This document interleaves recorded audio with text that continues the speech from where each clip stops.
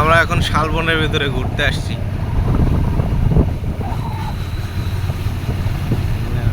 এটা দিনাজপুর জেলা, নবাবগঞ্জ থানা, এর মধ্যে শালবন।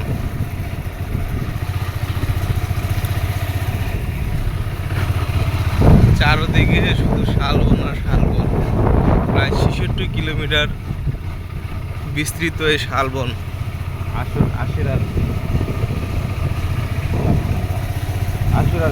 বিলের উদ্দেশ্যে আমরা বর্তমানে আমরা আশুরার বিলের উদ্দেশ্যে রওনা দিছি। বন্ধুরা আমাদের সাথে থাকবেন, ভবিষ্যতে আরও অনেক কিছু দেখাবো। আমরা ঘুরতে আসছি অনেকদিন পরে, নতুন নতুন জায়গায় নতুন নতুন অনেক কিছু অভিজ্ঞতা আপনাদের সাথে শেয়ার করবো। এগুলা ঘুরতে হবে আর এগুলা করতে হবে, বিভিন্ন জায়গা নিয়ে কথা বলতে হবে, লাইক করতে হবে।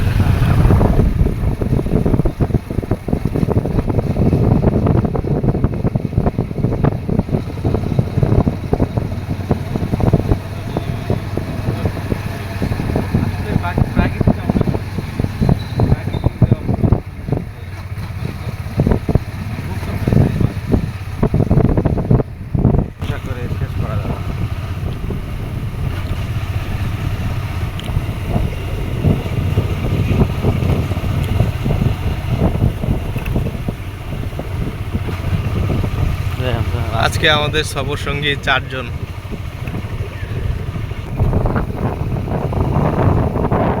যত গভীরে ঢুকতেছি মনে হয় চারিদিকে শুধু অন্ধকার অন্ধকার, দিনের আলো মাটিতে পড়তেছে না, এরকম অবস্থা। এর মধ্যে আঁকাবাঁকা রাস্তা ভাঙা, তার মধ্যে হেয়ারিং করা আছে, কার্পেট বিছানো।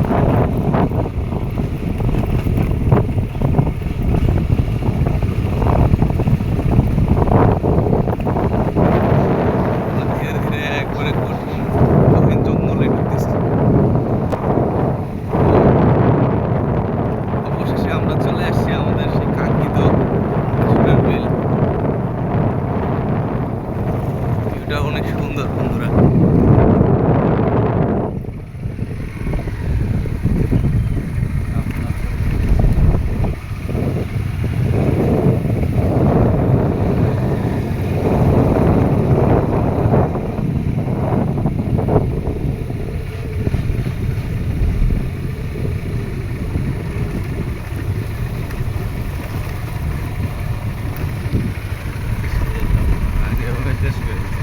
ওখানে একটা নৌকা আটকে আছে।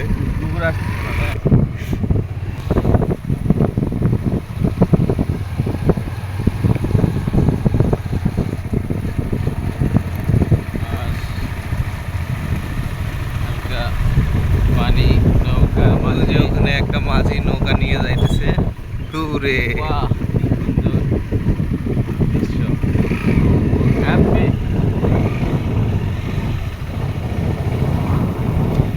অনেক সুন্দর শালবন বন্ধুরা, আপনারা চাইলে ঘুরতে আসতে পারেন এখানে। জায়গাটা অনেক মনোরম।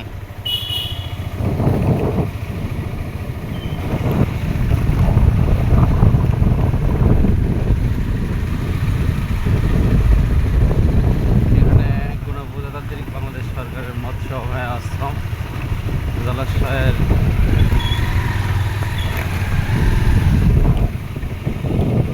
রাস্তা অনেক এবড়ো থেবড়ো বন্ধুরা, ভাই দেখতে পাচ্ছেন নদীর পাড়ের রাস্তা তো এরকমই হয় মূলত।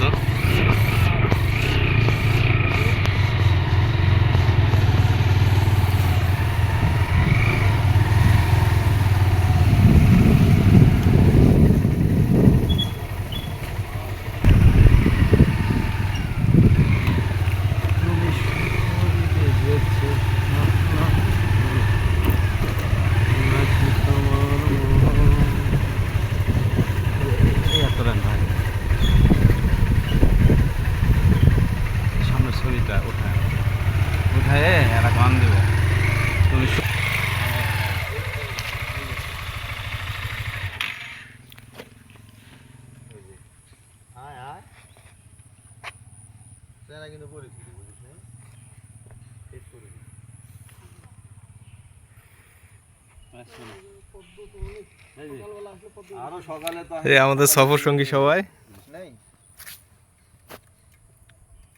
হাই বলেন। হাই বন্ধুরা, এই যে একটা মাটির উঁচু স্তূপ, মনে হচ্ছে অনেক অন্য কিছু, আসলে এটা একটা উরির ঢিপি। আমরা উরির ঢিপি নামে পরিচিত এই জায়গাটাতে। এখানে এরকম আরো অসংখ্য এরকম জায়গার মধ্যে আছে উরির ঢিপি। এখানে একটা কাঠের ব্রিজ ছিল এপার থেকে ওইপার যাওয়ার মতো, কিন্তু এই কাঠের ব্রিজটা ভেঙে যাওয়ার কারণে এখন আর এইপার থেকে ওইপার যাওয়ার ব্যবস্থা নাই। ওই যে এখানে একটা লোক মাছ ধরতেছে।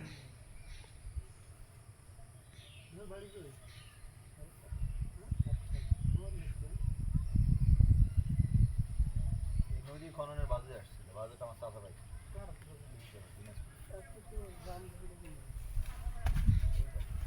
ওই যে ওই পাশে রামবাদপুর রাস্তাটা আছে না?